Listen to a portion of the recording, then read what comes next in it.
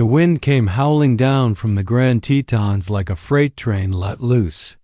Snow fell in great swaths of white, blanketing the Wyoming valley below like heaven had cracked open and spilled all its sorrow down on the earth. It was the kind of storm that killed cattle, snapped fence posts, and made strong men go quiet around the fire. But up in those mountains, where the pine trees clawed at the sky and mountain lions hunted in the dark, a man stumbled down a trail half covered in frost and blood. He wasn't old, maybe, mid-30s, but the lines on his face told stories. OF war, wilderness, and regret. His beard was thick, his coat torn, and one arm hung at an unnatural angle. The snow clung to his shoulders like guilt, and his boots were soaked through with melt and mud. Elias Boone hadn't meant to come down off the ridge, but he was bleeding bad and the cold was chewing at his bones.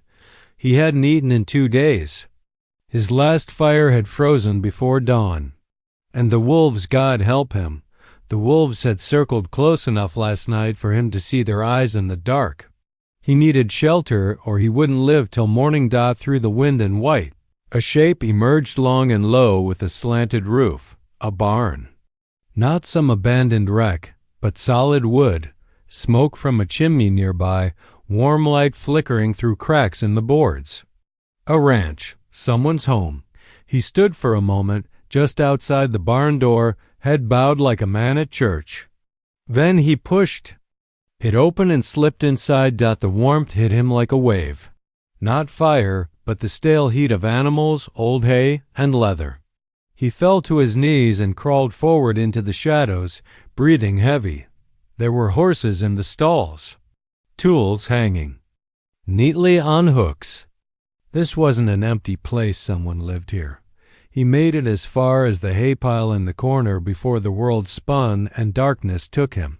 Clara Jennings was sitting at her kitchen table when she heard the creak. It was faint, but sharp enough to cut through the wind. She looked up, spoon paused in midair above a bowl of stew. Her 8-year-old daughter, June, sat across from her, eyes wide. "Mama, was that the barn?" Clara didn't answer. She was already reaching for the Winchester. Her late husband's rifle still sat above the door, and though she'd prayed she'd never have to use it again, she'd oiled and cleaned it just the day before. She slipped on her coat, pulled her hat low, and motioned for June to stay inside. The wind bit at her face as she stepped out into the night. The storm had picked up. Snowflakes big as quarters swirled through the air. She crossed the yard in long strides, boots crunching against the frozen ground.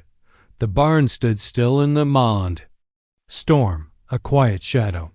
She unlatched the door slowly, rifle cocked, breath visible in sharp bursts. She swung it open, and there he was, a heap of a man in the corner, unmoving, tangled in the hay. Her finger tensed on the trigger. "Get up," she said coldly. Slow. No movement. She took a step closer. The rifle never wavered. "Now, mister, before I shoot first and ask later." At that, the man stirred. Barely. He rolled slightly, revealing a bloodied coat and a face too pale. She moved closer still, lowering the barrel just a bit. When his eyes opened, just barely, something in her froze. Not because she recognized him, but because he didn't look like a threat. He looked like a man already halfway to dead. For a long moment, silence held them. Then Clara exhaled and knelt beside him, fingers brushing his forehead. Burning. She muttered a curse under her breath and slung the rifle over her back. "You're a fool," she whispered. "And now you're my problem."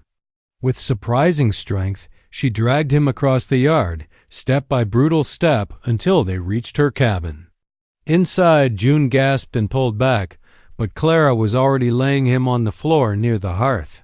"Get water," she told her daughter, "and blankets. But Mama, now." That night, Clara Jennings didn't sleep. She peeled off his coat and shirt, revealing a bullet graze along the ribs, clean but deep, bruises around his shoulders, an ankle swollen near to bursting. She cleaned what she could, stitched what needed stitching, and left the rest to the fire. As the storm howled outside, Elias Boone slept like a dead man, and Clara Jennings watched him like a hawk. The next morning, the storm was worse. The wind screamed through the valley. Snow piled against the windows. But inside the cabin, a fire burned steady. The man stirred, moaned. Clara sat beside him, rifle close, eyes never leaving his face. June watched from the corner, holding a mug of warm milk with both hands. The man blinked. "You're alive," Clara said flatly. "Try not to make me regret." "That?" He tried to sit up, groaned. "Name?" she demanded. He looked at her and smiled faintly, even through the pain. "No one worth knowin', ma'am." Clara stared at him. Her grip tightened on the rifle, but she didn't shoot, not yet. Morning light filtered through the frost-covered windows. Outside, the storm had buried the yard in knee-deep snow, but inside Clara's cabin, the fire still crackled, and the man who had yet to give his name lay breathing, alive, but barely. Clara poured hot broth into a tin cup and approached him slowly. He sat propped up on a pile of blankets, eyes half-lidded, beard still stiff with frost melt. She held the cup out. "Here, small sips." He stared at her hand, then at her eyes, mistrust flickering across his face, but after a pause, he took the cup and drank. "I ought to report you," she said evenly. "You broke into my barn. Could be you're a thief, or worse." He didn't flinch, just swallowed another mouthful. "Then, wouldn't blame you. Then why are you here?" A long silence. The fire popped behind her. "Wasn't planning on it," he said. "Didn't plan on the storm, neither, or the wolves." He shifted, pain tightening his jaw. "Didn't come to cause harm, ma'am." "That don't answer the question," Clara replied, folding her arms. He gave a tired smirk. "Maybe I was just cold. Maybe I'm just tired of running." From behind Clara's skirt, little June peeked out again. She'd been watching him all morning with wide, curious eyes. He saw her. His face softened. "You got a sweet child," he said quietly. Clara took a step forward, protective. "Don't talk to her." But her voice lacked fire. Over the next few days, Elias, though he hadn't yet given that name, slept more than he spoke. His wounds were slow to heal. His fever rose and fell. But he never once tried to leave or lift a hand in violence. Clara watched him like a hawk, keeping her rifle within reach at all times. But June? June brought him water, giggled at his dry jokes, and pestered her mother to let him stay. "He's not bad," June said one night as they washed dishes. "He helped me pull the bucket up from the well." Sighed, "He used to do it with his sister." Clara paused. "You be careful, June. Folks ain't always who they say." "He didn't say nothin', Mama, but he's sad, I can tell." Clara glanced toward the bedroom where the man slept. Sad didn't make a man safe, but she couldn't deny he hadn't once raised his voice or stepped out of line. Still, secrets clung to him like shadow. One morning, just as the wind began to die down and the world emerged from under the snow, Clara found the man outside splitting wood with her axe. "You're supposed to be resting," she said sharply. He paused and leaned on the handle, breath steaming. "I've been resting too long," he replied. "Time to earn my keep. You got a name?" He wiped sweat from his brow, thought for a beat, then nodded. "Boone, Elias Boone." The name didn't ring a bell, but there was weight in how he said it, like it had once mattered. Clara narrowed her eyes. "Where you from?" "Nowhere I care to go back to." "You always speak in riddles?" Elias gave her a ghost of a smile. "Only when the truth gets me killed." By the week's end, Elias had mended the broken barn door, chopped a week's worth of firewood, and started tending to the sick mare in the stable. He kept mostly to himself, but June shadowed him like a pup, asking endless questions. One day, Clara caught them sitting on the fence, Elias teaching her how to tie knots used for trapping. She didn't stop them. But that night, she found herself staring into the fire longer than usual, chewing on doubt. A few days later, Clara rode into town for supplies. At the general store. As she waited for nails and coffee beans, her eyes drifted to the bulletin board by the door and stopped cold. A wanted poster, weather-stained, old.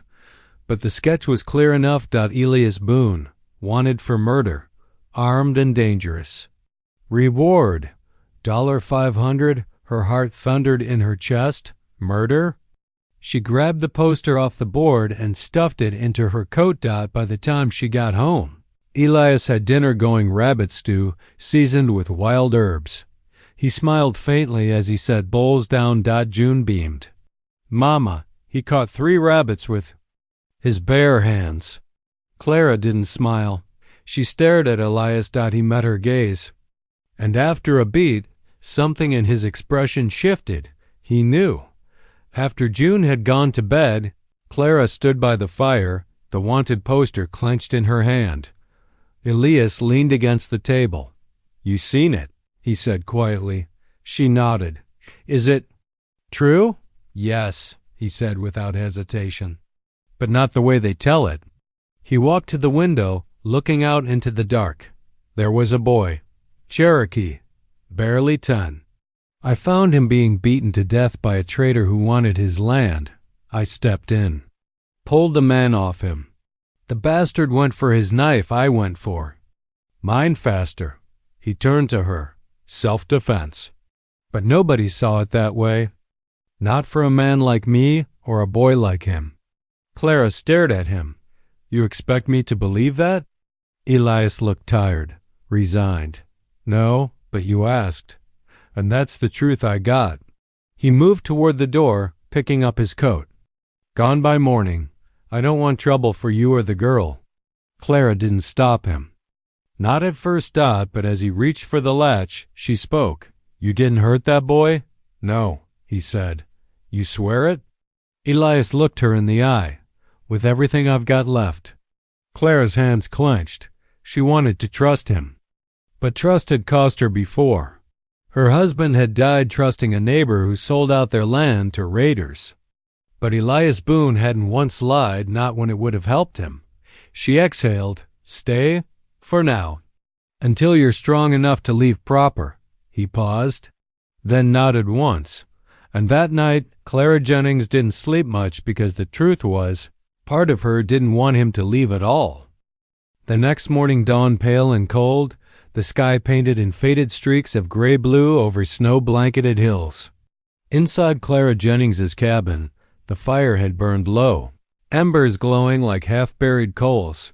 Elias Boone sat at the table, sleeves rolled up, mending the strap on Clara's saddle. Clara, standing at the counter, could feel the weight of him in the room, heavy as the rifle she kept propped by the door. Neither spoke much over breakfast. But Clara's thoughts weren't quiet. She'd spent most of the night staring at the ceiling, the wanted poster folded in her hands. The face on it was the same as the man in her kitchen, same eyes, same jaw, but the paper called him a murderer. The man drinking coffee across from her didn't feel like a murderer. And that was the problem. By midday, the wind had dropped enough for work to call them outside. The snow was heavy on the fences, sagging the rails, and the chicken coop roof had bowed under the weight. Elias worked beside Clara, driving in nails, clearing paths, stacking wood. He moved like a man used to labor, steady, deliberate, strong. June trailed them, chattering the whole time, her cheeks flushed pink from the cold. When Elias caught her staring at the hatchet in his hand, he grinned faintly. You know how to use one of these? June shook her head. Maybe I'll teach. You someday, he said. Clara shot him a look. She's not touching sharp steel. Elias's grin softened. Not till she's ready. That night, while June slept, Clara sat near the fire sewing a tear in her coat.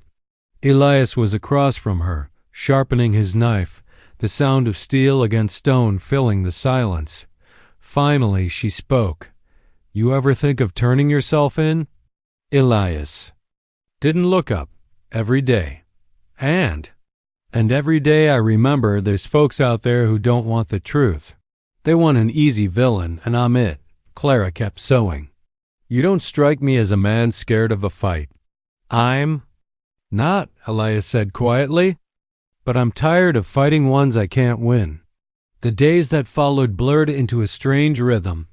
Elias repaired the corral, fetched water from the frozen stream, and took on heavy chores Clara had been struggling with alone. He taught June to braid rope and care for the horses, his deep voice carrying a calm steadiness that somehow softened the winter air doubt for Clara. It was disorienting. The ranch had been her burden for 3 long years since her husband's death. She'd gotten used to doing it all alone. Now there was a man in her barn, in her yard, in her kitchen, and the work wasn't quite as heavy anymore. That was dangerous. Because when you started needing someone, you also started fearing the day they'd be gone. One evening, they were hauling hay into the loft when Elias paused at the open barn doors. The valley below stretched out, white and gold under the setting. Son, Clara followed his gaze. Pretty country, he murmured. It'll kill you if you're not careful, she replied. He glanced at her, a faint smile tugging at his mouth. You talking about the land? Or you?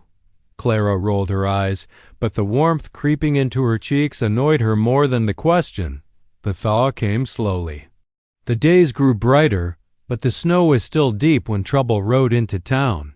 Clara had gone to trade eggs for flour when she saw them 5 hard-eyed men at the saloon's hitching post, rifles slung, badges catching the sun. A marshal was with them, but the real danger sat tall in the saddle. Rex Klein, a bounty hunter with a reputation for bringing men in dead more often than alive. They were asking questions. About a man matching Elias Boone's description. Clara didn't go home right away. She stopped behind the church, her breath clouding in the air, her mind racing. If she lied for Elias, she risked her ranch, her daughter, everything. If she told the truth, she could take the bounty. $500 would buy a year's worth of grain and keep the ranch alive through spring dot by the time she mounted her horse. She still hadn't decided. Back at the ranch, Elias was mending the harness straps. June sat beside him, chattering about a stray cat she'd seen near the shed. When Clara dismounted, Elias looked up. One glance at her face and his jaw tightened. They're here, aren't they? Clara didn't answer. They'll be knocking. Soon, he said. I can ride out tonight. June looked between them, confused. Mama, what's happening? Go inside, June, Clara said, her voice flat. When the girl was gone, Elias stood. I don't want you caught in this. Clara's hand clenched on the reins. And if I tell them you were here? Elias gave her a long look. Then that's your choice. But that night, she didn't tell. And in the quiet after June had gone to bed, she admitted something to herself. She wasn't sure anymore if she was protecting him or herself. Snow fell in slow, heavy flakes the morning the posse came. The world seemed muffled, as if the land itself was holding its breath. Clara Jennings stood at the stove, frying salt pork, when the distant crunch of hooves reached her ears. Elias Boone heard it too. He set down the wood he'd been stacking and walked to the window, his shoulders tensing. They've found me, he said simply. Clara followed his gaze. 5 riders emerged from the white haze, their silhouettes growing sharper as they neared. In front was Marshal Dunley, a man Clara had seen twice in her life, once when he arrested a drunken cattle rustler and once at her husband's funeral. Beside him rode a taller, meaner shape, Rex Klein. Even from a distance, she could see Klein's face narrow, hawk-like, eyes scanning the land the way a wolf looks for weakness. Elias grabbed his coat. Root cellar, he said. I can slip out the back when they're inside. Clara hesitated. If they find you down there, they won't, he cut in. Not unless you point them to it. That stung, and they both knew it. Still. She led him to the cellar door behind the kitchen and watched him descend into the darkness. The last thing she saw before she shut it was his eyes steady, resigned but still holding that flicker she'd come to recognize. The flicker of a man who wasn't ready to give up Dot by the time she stepped onto the porch. The posse was in her yard. "Mrs. Jennings?" the marshal greeted, removing his hat. His voice was polite, but there was a steel edge beneath it. "Where?" "Tracking a fugitive. Elias Boone. Tall, lean, rough beard. Dangerous man. Killed a storekeeper in Colorado Territory." Clara kept her face still. "Can't help you. Haven't seen anyone but my farmhand." Klein leaned forward in his saddle. "Funny thing, ma'am. Folks in town say you came in yesterday with a man they didn't recognize. Bought nails, rope, flour. Could be the one we want." Clara didn't blink. "Could also be you heard wrong." The marshal sighed, glancing at Klein. "Mind if we take a look around?" Clara's jaw tightened. "You got a warrant?" Klein's mouth curved in. A cold smile. "Out here, sometimes the warrant's the man who can draw fastest." The tension crackled like ice underfoot. Finally, Dunley nodded to his men. "Just the barn, then we'll be on our way." They searched. The barn, the loft, the sheds. Klein lingered longer than the others, his sharp eyes sweeping every shadow. When they were done, he stopped in front of Clara. "Man like Boone? He'll leave you with nothing but trouble. If you see him, if he comes to you, you send word. There's a good bounty in it for you." Clara held his gaze. "I'm not in the habit of selling people." The posse rode out into the white blur. Clara waited until their shapes were gone before she returned to the kitchen and lifted the cellar door. Elias climbed out, brushing dirt from his coat. "You didn't tell." Clara crossed her arms. "Don't thank me. I don't know why I didn't." Later that afternoon, Caleb returned from checking the far pasture. He'd been with Clara's family since he was a boy, more like a brother than hired help, but today there was a hardness in his eyes she'd never seen. "That man's trouble, Clara," he said flatly. "You're gambling the ranch on him." "I'm not gambling anything." "Yes, you are. You think folks don't notice he's here? You think Klein won't be back?" Clara didn't answer. And that was enough for Caleb to know she wasn't letting go of Elias Boone. That night, after the chores were done and June was asleep, Elias sat at the table, wrapping a leather strap around the handle of Clara's worn spade. The firelight flickered over his face. "I should leave," he said quietly. "You leave and Klein will find you in a day." He gave a dry chuckle. "Better me than your daughter watching strangers tear apart this place." Clara's hand stilled on the sewing needle she was threading. "You think you're protecting us by running? I know I am." Before dawn, Elias was gone. The note he left sat on the table, his handwriting neat and spare. "Don't look for me. It's safer this way." Clara read it twice, then tore it into 4 sharp pieces. Her chest felt hollow and tight, as though the storm outside had moved in to live behind her ribs. June found her in the kitchen, staring at the torn note. "Where's Elias?" "Gone," Clara said, her voice like splintered wood. The girl's eyes filled. "Then we have to go get him." The morning Elias Boone vanished, the sky was the color of cold steel. Snow drifted sideways in the wind, and the air had that sharp, cutting taste that told a rancher the day would turn bad before sundown. Clara Jennings saddled her mare before breakfast.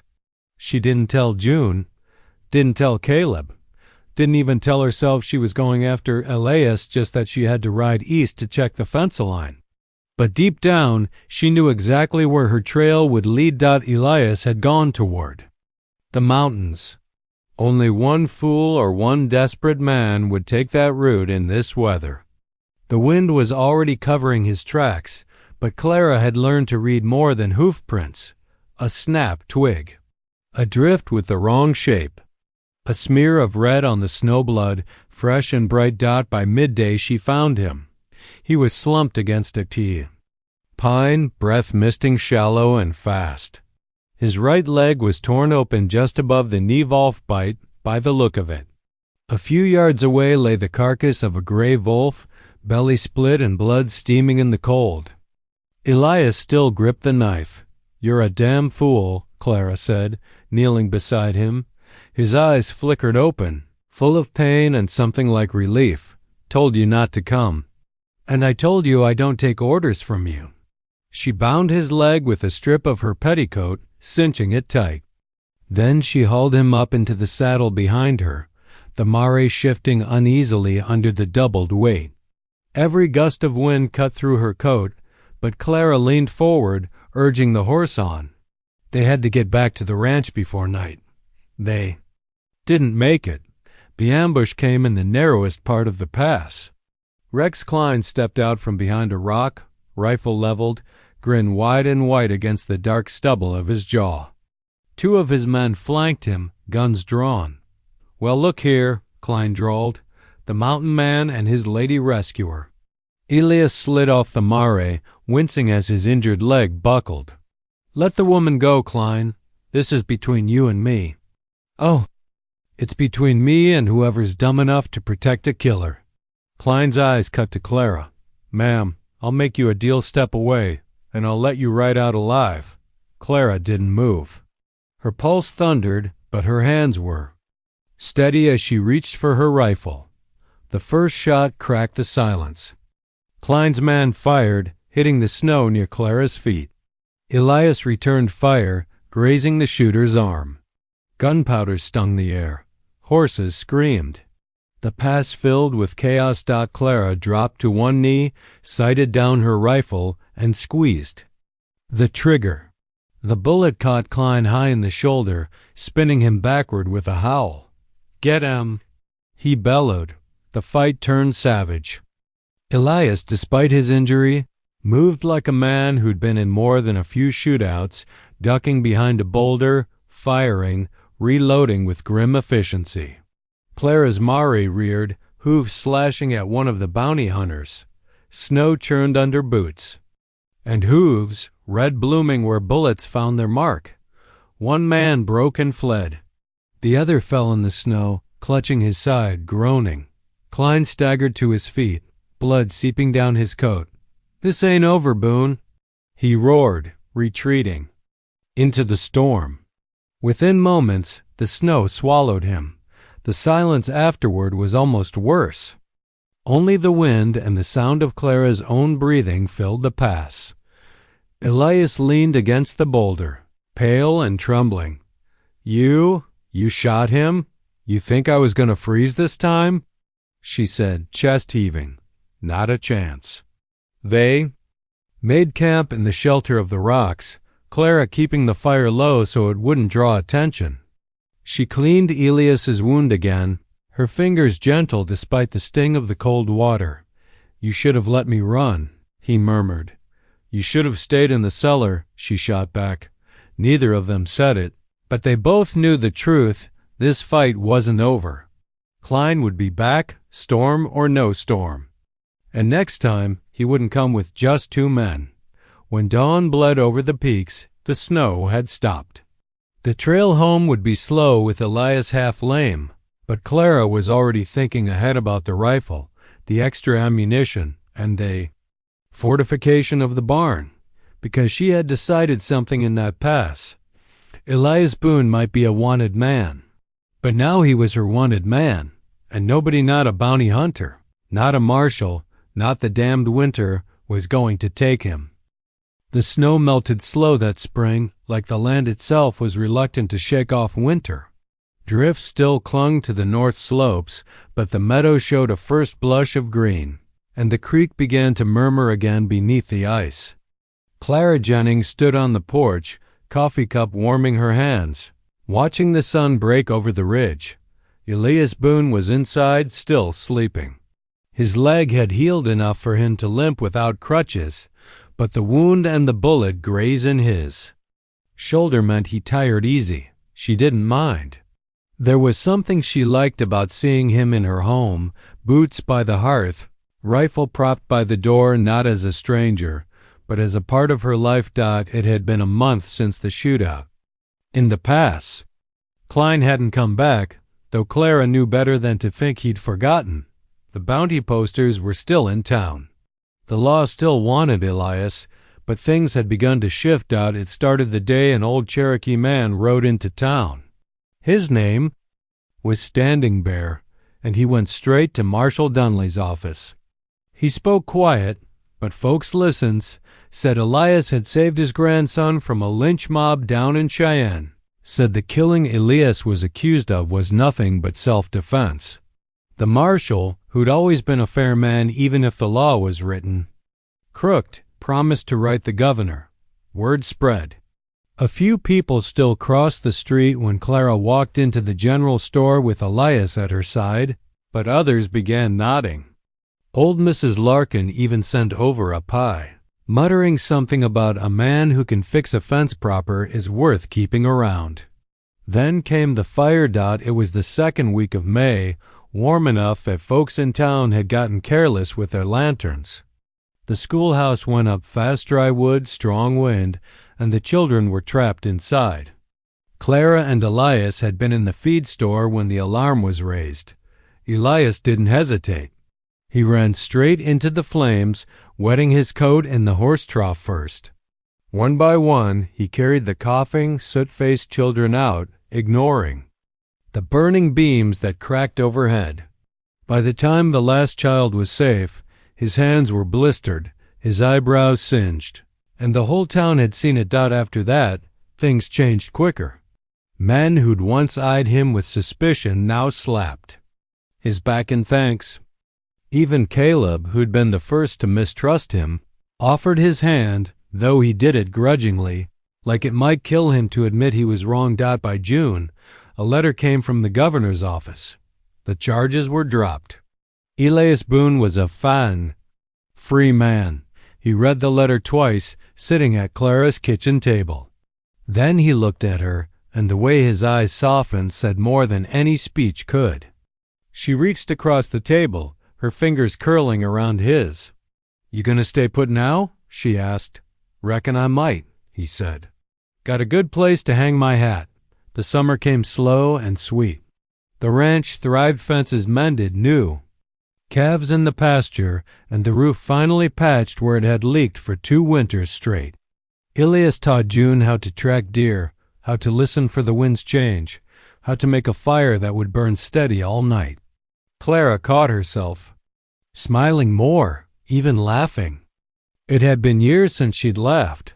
One evening, when the sun was spilling gold across the fields, Elias came up behind her while she was tending the garden. He touched her shoulder lightly. "I've been thinking," he said. "Dangerous." "Habit," she teased. "Maybe," he said.